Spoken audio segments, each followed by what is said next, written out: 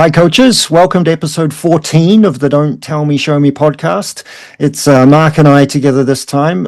We've got rid of Alan for a week so that we can dig into some details around some of the questions and comments we've been receiving. We really want to hear from you. So if you've got an insight, got a question, got something you want us, a topic you want us to talk about, just comment on YouTube or drop us a line on WhatsApp if you know us, or contact us on LinkedIn, drop a comment or a DM there, or Instagram, and get your questions and comments over to us because we really want to respond to the challenges that you're facing out there. And we've had a brilliant question in from Coach Michael Langson. He says, if I wanted to take my coaching staff on a journey towards understanding our individual identities, do you have any activities we could do? Is there a difference between identity and personal narrative? Now, Mark, that's a pretty lofty question. It's a brilliant question from Michael. Really, really good question. We can kind of make this a little more practical for people as well. We don't have to talk about identity and personal narratives in this kind of lofty way. So let's focus on how it affects your coaching. So when you hear that, what's your first take? I take that's a day of answering. First of all, if you looked at an overall, I think. And I may go backwards and then we can delve in on some tools we could possibly use. But as soon as you hear that word narrative, what's really important is when we're using those words of questions is what we haven't been able to do yet, which we would do if someone asked that live, is ask what's your interpretation and meaning of that word, because that's the word someone used. Because we've got to make sure when we're looking at, if I use the word being authentic, for me, that's so important. But, and this is where I think there's plenty of synergy, but different angles of support from you and Alan and myself is I always like to take the long road with this. I always like to get coaches into a space where they go, oh, okay, I can be myself, express myself without second guessing myself. What should I be? What should I say? And not be an imitation of a coach, I think, is what someone expects. So back to that authenticity. So for me, I love to take my time with that. And part of that is I always start with that process of what type coach do you believe you would love to be? What type coach are you now? What's it look like? If I was to watch you here, you see, you feel you in practice and in matches, and what would I see in here? And what would be different to what I see and how your ideal would be? And just start that stimulating conversation. You know, my journey of initiation, Simon, is self-awareness first. Yeah. So filming yourself, watching it back, getting up with a peer that could be in a different sport, and just looking at it with time modes, just to have an awareness of, well, we can have all these discussions and I can have a thought and I can express a perception of me in ideal and reality, and they may be the same. But unless I get a baseline first of reality, where's my reference point? So that's why it could be quite a long answer. But I think the point of building an environment where you can be authentic, then you can start using some frameworks and processes where you can start stimulating thought, reflection, discussion to allow people to think about things they may have not have thought before. And I know you, Simon and Alan, have got plenty of those principal tools that can stimulate thought and conversation to help guide the perspective and the conclusion to what that may look like. Yeah, we use a really interesting framework, which I'll maybe come to in a couple of minutes. Look, a couple of things spring to mind there when we're thinking about identity and narrative. Those are some quite lofty kind of existential questions about who am I when I'm a coach, and why do I coach? And whilst we can't quite answer that on this call, because it's obviously individual to everybody, what we can encourage people to do is just to ask those questions, because when you understand that a bit deeper, it explains some of our behaviors. Like I think our behaviors are downstream of our identity and our narratives. Like why am I here? What am I proving? Am I proving something to myself? Am I proving something to others through my coaching? Because if I am, like I think that was relevant for me in my early days. So that's going to cause some quite different behaviors because you're becoming externally focused already. Now that I'm older, coached longer, I'm older than I look, by the way. Me too. I tell myself every morning. Yeah. Now I think much more about why I coach. It's no longer about me and meeting my needs, and it's much more about meeting the needs of the players. And I think that's a reflection of just generally in my life. I've gone on that journey where I'm meeting my own needs. I've got my connections. I've got the family around me. I've got my career. I've got my friendships. So I'm not having to ask that existential question quite so much. So my identity is not really, it's not on the line any as much now. When I coach a basketball game, my identity and my self-worth is not on the line as much as it was when I was younger. This opens a can of worms.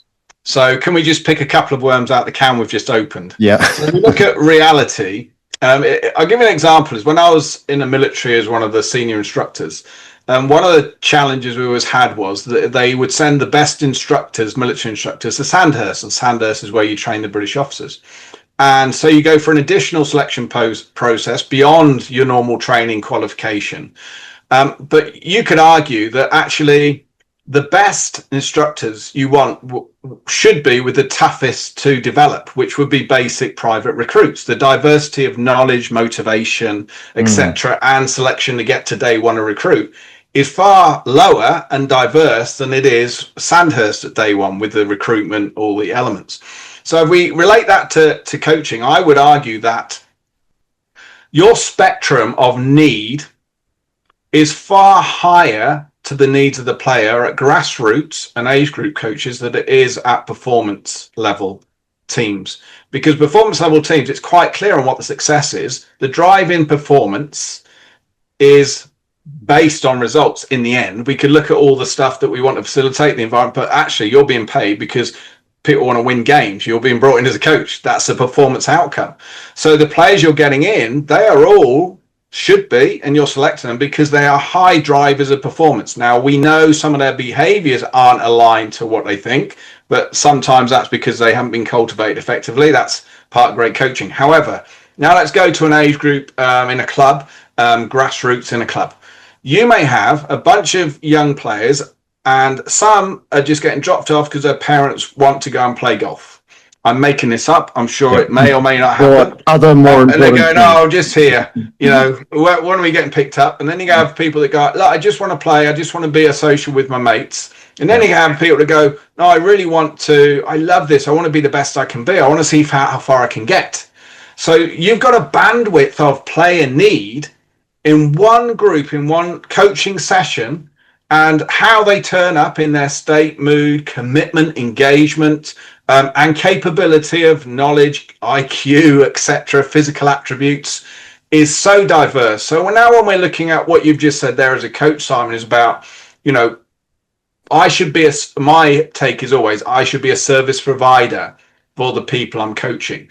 Now, not what is their want, but what is their need. So when we've got a diverse group in front of us that we don't even know if they're all going to turn up, we have to wait sometimes to see who's going to turn up this week.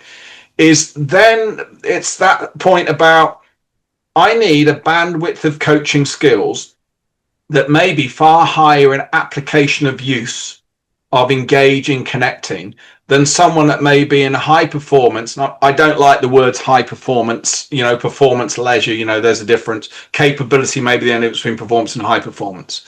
But that's where the challenge can lie. So when you're looking at, you know, asking about that, I think we brought it up on the last two episodes, one with the guest and before, about when you enter a club, is asking the right questions about, you know, what's your expectation? What is success for this club? What's succession for me in my role?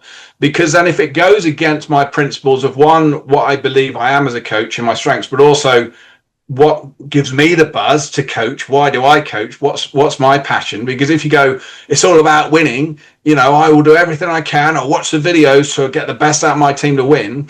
But you've got a club that goes, actually, ours is about engagement and enjoyment, to have kids to find somewhere and have meaning and purpose in life. We're not bothered really whether, you know, everyone loves winning, but our drive is not that. That you be now maybe in conflict with the club. So this is where it becomes really challenging when you ask those questions, Simon.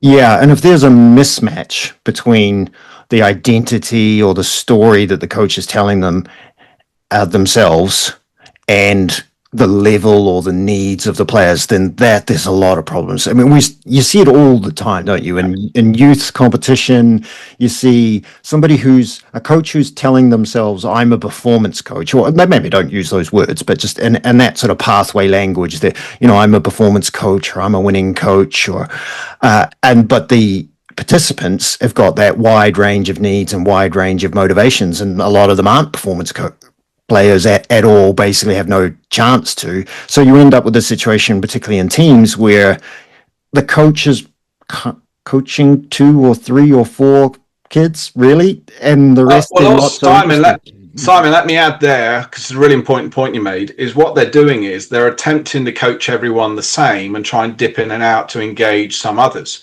as opposed to understanding, have you pre-agreed and stimulated awareness of empathy with others' wants and needs, player to player at any age. So what coaches tend to do is they're attempting to make a coaching session successful for everyone. But what they haven't done, and they're attempting to do it all on their own. So what they haven't done is spoke to the players at any age. Well, I say any age, I'd say possibly 7, 8 upwards, to raise awareness to go, do you know why everyone's coming? And do you understand it might be different to you, but do you understand how you can still support them, but now have that understanding of why they may be more keen to do this and do this, for the highly motivated that really want to perform, and for the kids that go, I just want to play with my mates. So do we have the skills to say, okay, yes, now I know where my passion as a coach, I want to get the best out of whoever's in front of me. And now I'm recognizing there's a big bandwidth in front of me. Am I doing my homework first, or do I just want to grab a ball and get some coaching done? Or should I be having a little 5-minute 10 at the beginning, pre-scenes at the beginning of every session? It isn't long, but it's stimulating thought of engagement and connection in that interdependency to make it easier for me to work with that diversity of people. Yeah, great. Hey, Michael asked for some activities that he could do with him and his coaching staff. So I want to really give him something that he can take away and do. So this is a framework that I want to introduce to you. You've not heard this before, Mark, so I'm keen to get your feedback. It's called the 5 S's. So Alan and I, in our work with coaches at Movement, that this is a framework that we use with coaches to help them become more self-aware and help them create a self-profile. So the activity here and it's nothing, Simon, to do with the military S's. Just in case anyone was listening. It's not surface spacing, shine, silhouette, sudden movement. No. I have absolutely no idea what you're talking about, Mark. So no, it's not that. So this is an activity for coaches listening. If you're out on the dog walk or whatever, or you're driving your car, if you want to note something down, here's the time to grab your pen or pull up the notes app on your phone. So the 5 S's, I'll rattle through them and then I'll get your feedback one by one. So number 1, strengths. 2, styles. 3, sources of power. 4, stresses. 5, self-care. So what we encourage coaches to do is to do some self-reflection in these 5 areas. So number 1, what are my strengths and how do they match the needs of the people that I'm coaching? Number 2, what's my general style of coaching? And we've stolen from our good friend Stephen Rolnick around motivational interviewing for sports coaches with 3 different styles: the fixer, the follower, or the guide. Which one of those 3 is your predominant style? Are you able to move back and forth, or do you have a kind of unconscious preference of those 3? Number 3, sources of power. So this is about understanding that a lot of our power comes from our position, not so much our relationships.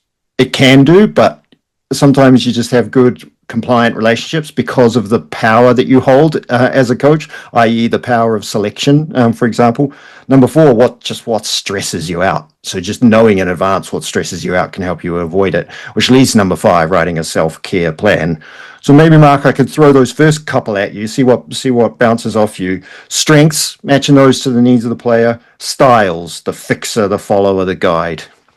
So just for I share thoughts, just for clarity, because that all makes sense apart from clarity on follower. What's, in your words, what's interpretation of meaning of that? An example of a follower would be, hey kids, what do you want to do today? Okay. Oh, we want to play our favorite game that you're the loudest kid or the best kid in the group, and their 2 mates will say, oh, we want to play that game, which they absolutely love because it it's biased towards the best players, and then the worst players in the group are going, oh no, not that game, not that game, not that game, because I never touch the ball in that game. It's only the top three who touch it.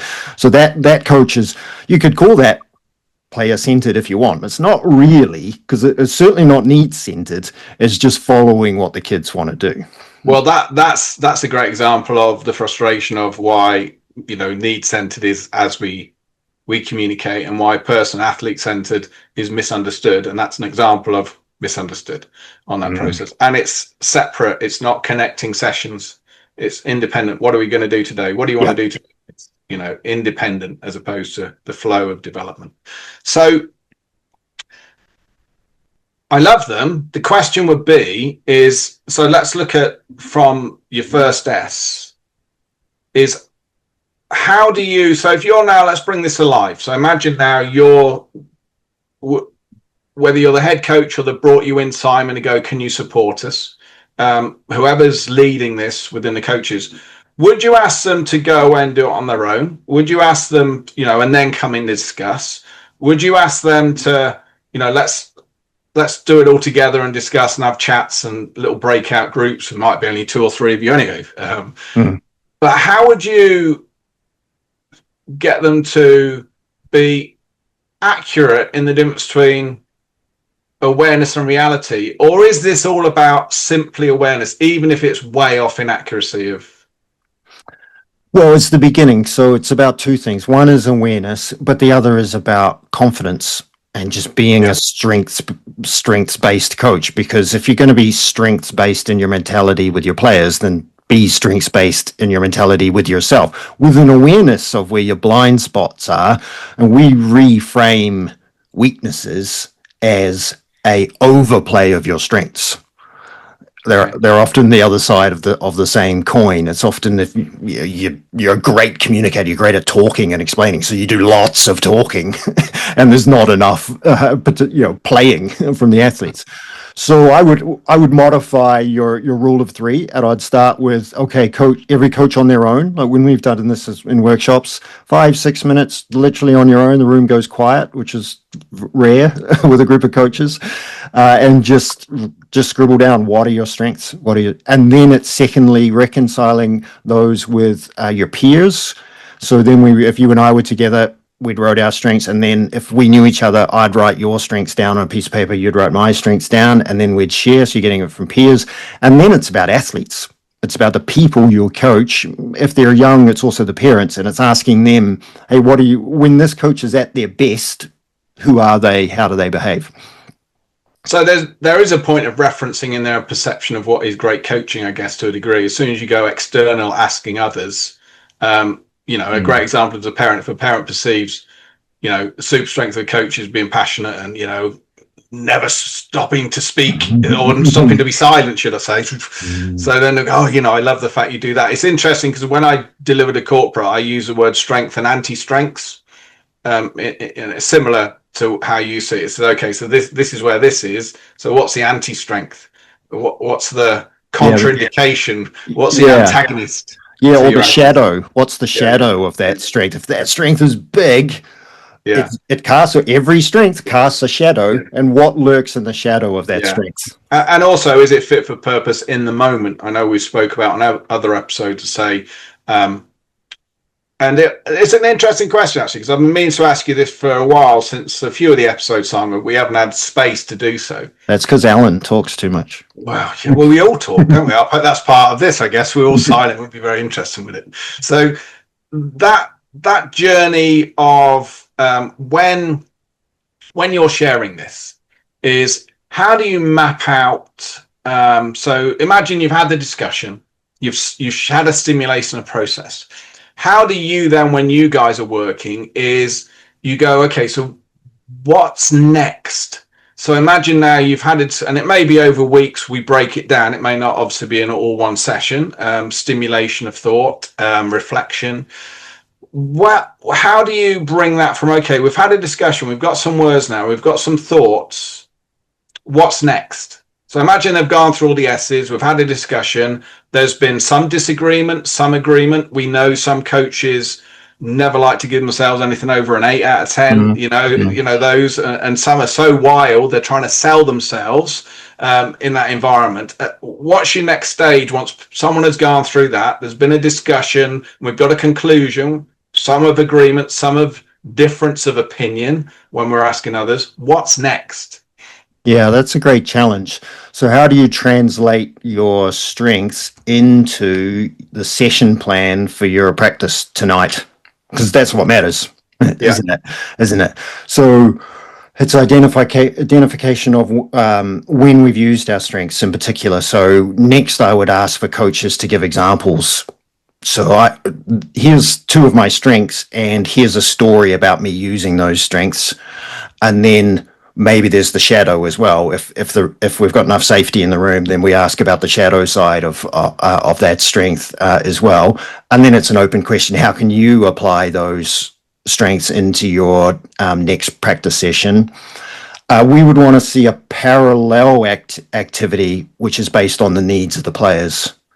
So quickly after a workshop like that, that's quite coach focused, we'd also want some sort of conversational workshop around the needs of the players, because then it's the reconciliation of those two things, or the matching of those two things, that really matters. Because you might be an under 14 coach and actually you're better suited to under 23s or vice versa. So it's over to the coach then to then think of practical examples. But in our planning system, plan, do, review, we have two quite important elements, both for practices and games. We ask our templates offer coaches the opportunity to write targets or performance keys. So in your language, that's what does success look like, and then that you define that for yourself. Then you can agree it with the players and change it if necessary. And then the second element is, what's my intention? So we actually ask coaches, like in our game plan document, the top line is, what's my intention? And the stimulation question is, who do my players need me to be in this game? It's almost connecting to the title of the podcast, Simon. Yeah. Don't tell me, show me. It is. So, words to action. We're sharing this. Great. We've come to some sort of either an agreement or a respectful, supportive, inquisitive disagreement, because they're great. Yep. So now we go, okay, well, let's explore. So you've got reflection from past. Can you share some examples? But then we've got, okay, when's the next opportunity we could show this if the situation allows, as opposed to forcing a situation to show, which we know is very different, right? Where we're saying, I'm not going to make this session so I can show my strengths. It's going, actually, there might be, over the next week, is there opportunities when you understand the need for the players right now, you can use that strength.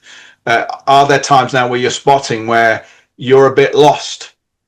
So you know you're great at this, you struggle a little bit of this. Okay, so can we explore that now? So that's back to, I think that's what's beautiful with your simplicity of your plan, do, review, with clinical clarity of purpose before you start at self and for the players, then reviewing against that. So that's why I link in the hot reviews immediately afterward, voice, not written, and support groups, because we want to hear the tonality that provides without the editing of the typing. Yep.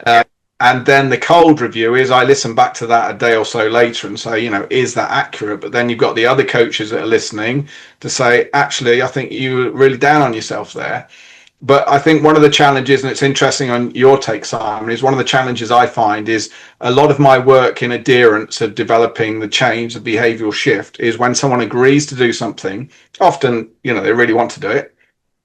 But even when they start to reflect and review, past potentially the first week, sometimes quicker, everything starts to get a bit grey again. They start to get drawn into the technical, tactical, or, the outcome, as opposed to, hang on a minute, let's put some detail on this. I'm still interested in this that we discussed. Now we're in the meat of coaching, especially if there's a performance element of expectation. Are we still now investing in those elements of, am I using my strengths, but also am I stimulating where there's a bit of a gap where I want to nurture myself to allow me to more impactful in those moments? Yep. I like that. And can I conclude here? Because I think in the interest of time, we may want to keep moving here onto the other S's, but Michael asked for practical activities you could do with his coaching staff. Well, just start with a list of strengths for each person and then cross-reference that with your peers, get some player feedback as well, and then match those up. If Michael is a talker, then he does the team talks, or not, or who's the observant one in their coaching staff. So mix and matching those strengths together so that we can get that compliment. Someone who springs to mind who I think is doing this at an elite level is Razor Robertson, the All Blacks coach, who's dyslexic and a pretty engaging communicator. Like, it would be hard not, if he was your neighbor, it would be hard not to like him. And yet he's got these just absolute analytical, like, uber geeks working underneath him who are just like his two, Scott Hansen and Jason Ryan, the assistant coaches. They are just detail all over the place. And what a brilliant and deliberate bringing together of a diverse range of strengths. Yeah. It's interesting. I'd diversifying slightly, but I'd love to get inside the All Black Ferns, the women's, the Black Ferns, yeah, because it's the best. I've only seen from outside, but the best of the coach relationship, the player-to-player relationship, how tough and hard they are, but how they laugh and celebrate in the mini wins throughout every single moment, but how they still have unbelievably high expectations of themselves.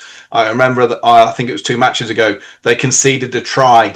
They won by a huge margin, but they conceded a try in the last minute of the game. And the other team, when the whistle went, were jumping around in celebration, and they were not happy with themselves. But straight away they went out and then were celebrating with the other team. That process. Yeah. Diversify slightly, but as something to see, it's wonderful. Oh, yeah, you're right. That's a whole nother podcast just on the Black Ferns. I mean, their culture is incredible, and it's a player-led culture. Yes, it's not coach-led at all. It's the coaches go. They might mold it, but those players own and set that culture, and the coaches. It's almost like they've got no chance, no option, but to just ride along with it, with that established culture. So, question for you, back to the application you shared there. Would you, because I know it's always easier to start opening up when we start with strengths before we get into what I call the anti-strengths, but would you say covertly, when I use covert, I mean you're not sharing it with anyone else, write down your own, but then write down everyone else's before they've shared their own, so it's down, and then go, okay, now we share. I share self first, and then others share, well, this is what I agree or disagree on strengths. This was mine, so no one can cheat a little bit. We've done it before we start to share. Or would you do it more overtly where someone would go, okay, this is mine, and then others would add? Do you see the subtle differences there? Yeah. So I've done versions of this quite a lot in some different sporting settings, not always with coaches. And the answer to your question there depends on the level of psychological safety in the group. Yeah. So if we've already got high levels of safety, and I don't mean comfort, or to put it another way, rather than a safe space, a brave space. If we've established and shared and have a social contract around a brave space, then you can do what you described first, which is as objective as possible, sometimes a little bit painful, and you're opening up. So people have got to be willing to be vulnerable. However, if we have less safety, like I'm going into a club, and I actually don't know the coaches terribly well, or it's the coaches in our area and we've got 20 of them together, then I don't want to open I actually don't, like, even though what you described there first would be ideal, I actually wouldn't, as a facilitator, I would deliberately not go there, because I actually don't want to create a situation where I've facilitated or enabled somebody to feel deeply uncomfortable, and then they go into their panic zone, and they can't learn when they're in a panic zone. So lower levels of safety, I would go with the latter, which is okay, you're not going to get as objective. It's going to be a lot nicer, and particularly if you do it in a group. I've done this with players where you write, there's a sheet of paper, there's flip chart paper on the wall for every player, and you write this, players go around and they write the strengths of that player, and the less confident players will mimic, write the same words or paraphrase what somebody else has written, but Yeah. that's still a step in the right direction if that's the level of safety that that group currently has. It's interesting you say that, Simon, because the corporate deliverers I'm doing, and I've got one. I'm there for 2 days. Tomorrow I'm driving up tonight. I deliver with them in small groups. It's all senior management once a month, and then we have the WhatsApp group where they share end of day or end of week reflection, depending what level of management they are, and they've agreed what their focus is. It's interesting because day one is always the toughest day for them, and day one I get them to build their spider's web, which is basically their department, and draw it out, who connects with who, where is there any grey, and then inter-department and then externally out, and it's all about, and then they share with others in the room, right? This is my spider's web. This is where there's a bit of grey. So then the next action for the 4 weeks is let me go and see if I can eliminate the grey. And the basic tool is player first, player last. What is success? Let's have a discussion, see if we can, and then we come back and review. The second session is what you shared there. Is what we do is we write down, everyone's got a little A3 whiteboard, and I share them out, and they write down their strengths, and then they share, and then they go through their anti-strengths, then they share. And they all, the feedback's always phenomenal, but that many people say, oh, I wish we did this on day one. And the first thing I'm going to say to them, you wouldn't have done this on day one. Yeah. You know, we're at a different place right now, and that's why you're opening up a lot more. And, you know, a lot of people say, I've shared stuff I've never shared with anyone before. It's amazing I can do it in this room. So you're absolutely right, is understanding where we are, but also selling the why we're doing it in the first place, and not just go, we're doing this activity, which I've seen before in clubs, and you're going, why is it another one of these? You've been on a training course. Yeah, you just have to be so careful as a facilitator. I've had people quite upset in sessions that I've facilitated or co-facilitated. I've looked back and I've gone, I went in with the best intentions, but other people don't feel as safe as I do in those kind of situations, and I've not really been empathetic enough, and I've actually put that person unwittingly in a situation that they weren't expecting today and actually didn't want to be in. I'd also say, and we may go pineapple me if we're going too far down a route, but I think it's important that may happen anyway, irrelevant of what you do. I've seen it before where there is already good rapport and poor rapport, some biases before they enter the room that we're not aware of. So straight away, if you've got someone in the room that has a negative relationship with somebody else, their filtering when they share something is already on the negative, looking for fault, and then you can see the barriers build. But often that is highlighting where the issue is in the culture, where they are now, and understanding you've highlighted something, but is there an intervention post if it's a 6-month intervention support of change? So I think it's really important for anyone to understand is however you do this, you got to read the room.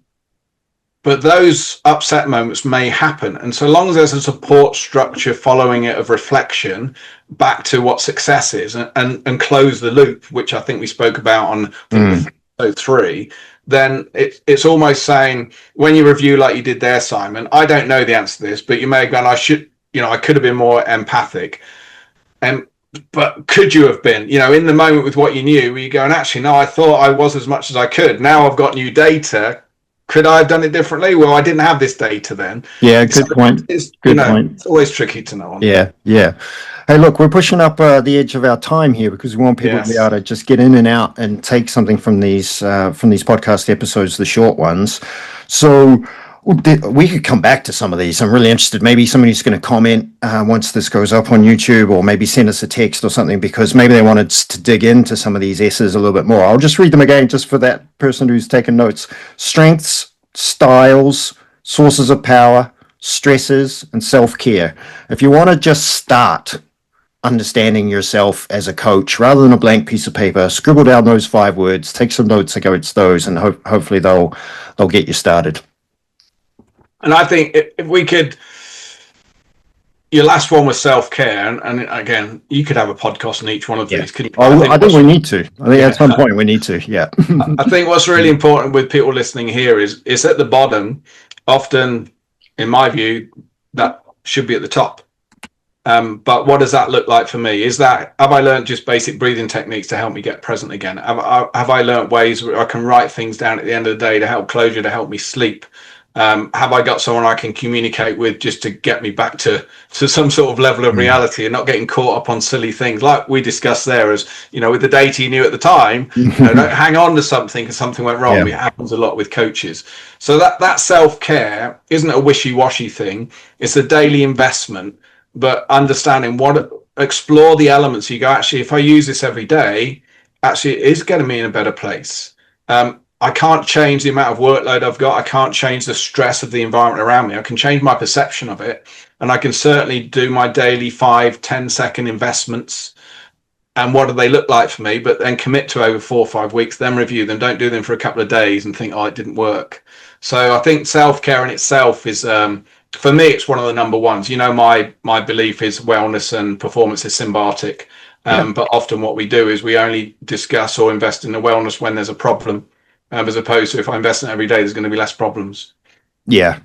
Or we start talking about wellness when the performance has dropped. All right, Mark, that's episode 14 in the books. Big thanks to the coaches for sticking with us and watching all the way through. As always, like, comment. If you're in touch with us, send us a DM. We love all that. Thanks to Michael for his question. And if anyone else has got a question out there, just, get in touch. Thanks, Mark. And we also reply to them in the comments as well. So even if you didn't get on here, if you ask a question, we will make sure we reply within a week of what you share there. Okay, Mark's committed, but that was for me. I think I need to go back and look at some of those comments and see if I've replied within a week. So that's my new commitment. So episode 15, hold me to that. All right, everybody. Thanks very much. See you, Mark. Thank you.